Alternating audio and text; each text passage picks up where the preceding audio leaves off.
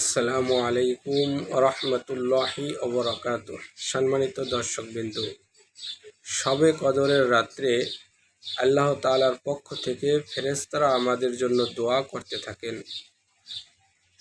এটা স্বয়ং আল্লাহ পাক রব্বুল আলামিনের ঘোষণা। আল্লাহ তাআলা ইরশাদ করেন, বিসমিল্লাহির রহমানির রহিম, তানাজ্জালুল মালাইকাতু ওয়ার রূহু ফীহা বিইজনি রাব্বিহিম মিন কুল্লি আমর সালামুন হিয়া হাত্তা মাতলাইল ফাজর।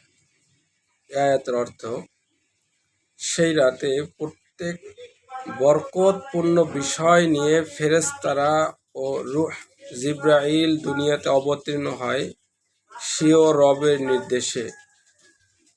সেই রাতে সম্পূর্ণ শান্তি ফজর পর্যন্ত বিরাজ থাকে। সুবহানাল্লাহ।